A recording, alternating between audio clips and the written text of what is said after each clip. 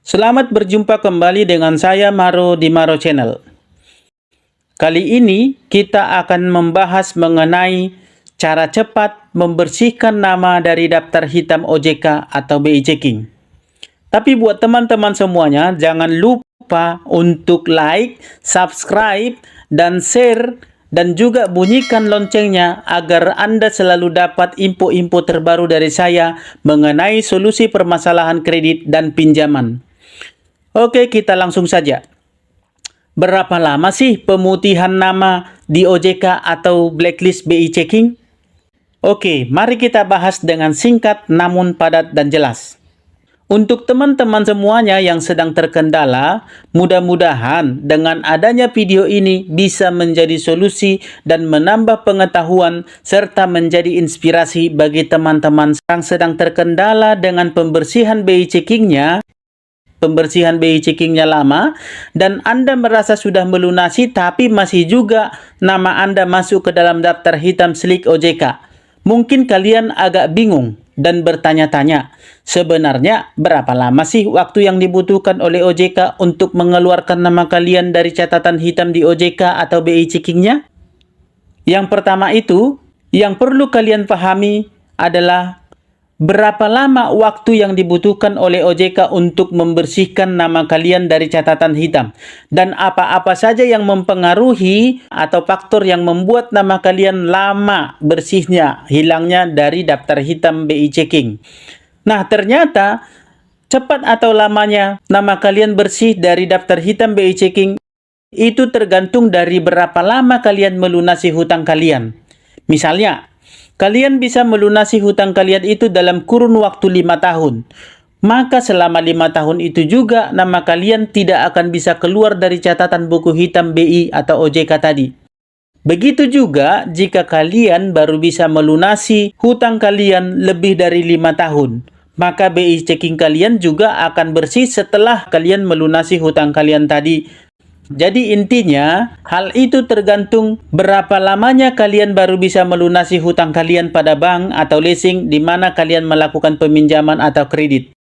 Nah, begitu juga untuk kalian yang sudah mampu melunasi hutang kalian dalam kurun waktu 24 bulan atau 2 tahun. Maka dalam 2 tahun itu juga nama kalian akan bersih dari catatan hitam OJK.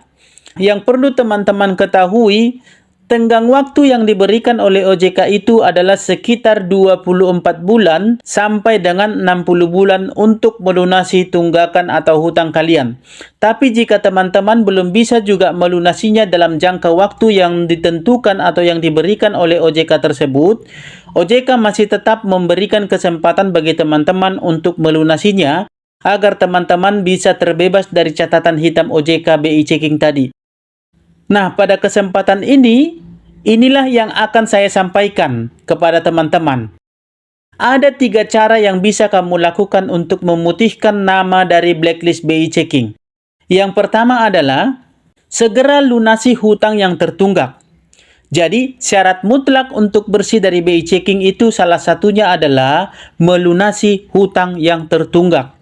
Tidak ada jalan lain kecuali melunasi hutang, termasuk hutang pada pinjaman online yang terdaftar dan diawasi oleh OJK. Jadi, walaupun kalian membutuhkan waktu lebih lama, lebih dari 5 tahun untuk melunasi utang kalian, tapi kalau kalian melakukannya dengan lancar, tanpa telat-telat, dan tanpa menunggak, maka kalian masih tergolong ke dalam Call 1 atau Kolektif 1, ya. Berarti kalian masih tergolong ke daftar nasabah lancar walaupun prosesnya lebih dari 5 tahun.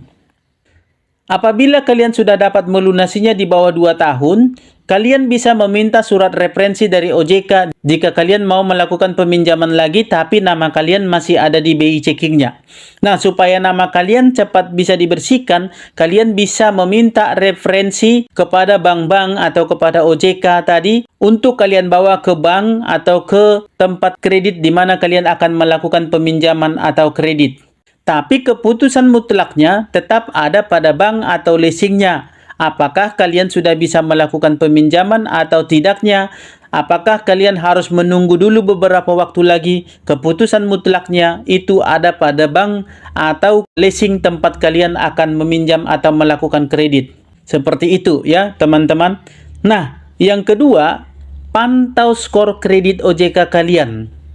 Jadi begini teman-teman, di skor kredit OJK itu ada skor 1 sampai dengan 5. Level skornya itu seperti yang sudah pernah saya sampaikan ya, seperti yang sudah pernah saya jelaskan di beberapa video sebelumnya. Seperti ini tingkatan skor kreditnya teman-teman. Anda perhatikan di layar ini ada saya sertakan. Teman-teman bisa lihat di sini. Saya akan jelaskan lagi ya teman-teman, supaya teman-teman yang sudah pernah melihat bisa lebih paham lagi. Dan bagi kalian yang sudah lupa, kalian bisa ingat kembali. Rincian skor kredit berdasarkan BI Checking. Ada 5 skor. Yang pertama adalah skor 1 atau yang biasa kita sebut dengan call 1 atau kolektif 1. Pada level ini, kategorinya termasuk ke dalam kredit lancar. Artinya, debitur selalu memenuhi kewajibannya untuk membayar cicilan setiap bulan beserta bunganya hingga lunas tanpa pernah menunggak. Ini adalah skor terbaik untuk semua skor atau tingkatan level dalam kolektibilitas angsuran. Yang kedua adalah skor 2 atau call 2 atau yang sering kita sebut dengan kolektif 2. Pada skor ini, kredit sudah masuk ke dalam DPK atau dalam perhatian khusus.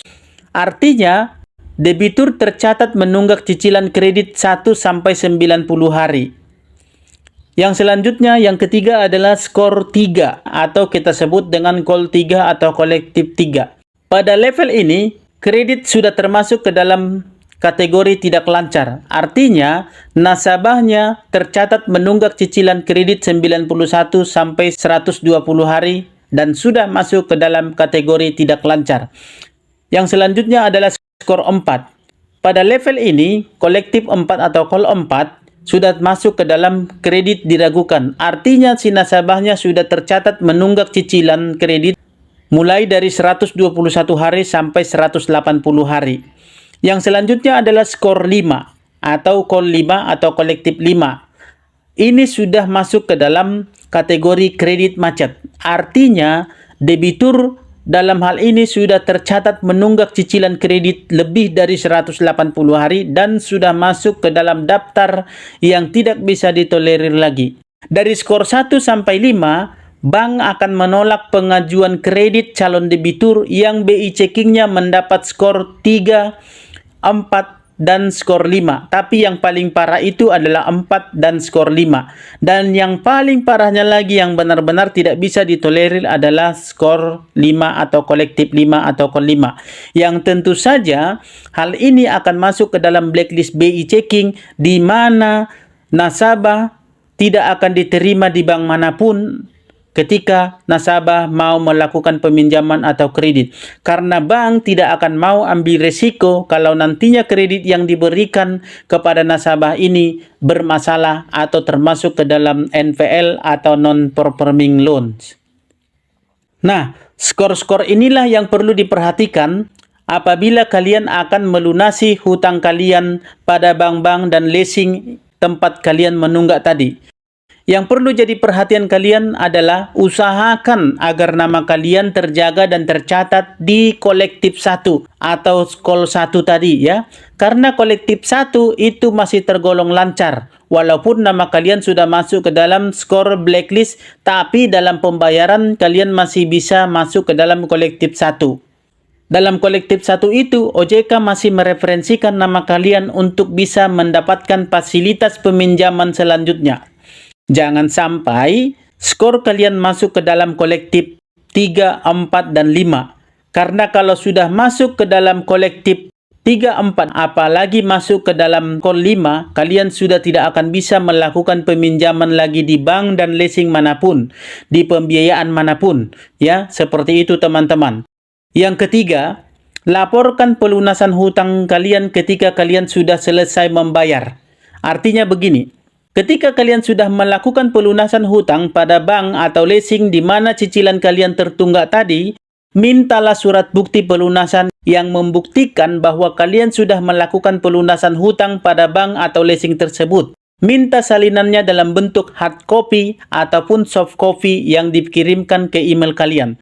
Karena sewaktu-waktu hard copy bisa hilang dan kalian masih punya backup data pada email kalian.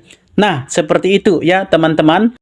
Laporan pelunasan hutang ini berfungsi sebagai referensi untuk kalian bawa ke OJK atau ke bank di mana kalian akan melakukan peminjaman selanjutnya. Seperti kalian ingin mengajukan KPR atau kalian ingin mengajukan kredit pengambilan mobil maupun peminjaman dana untuk modal usaha. Nah, seperti itu ya teman-teman.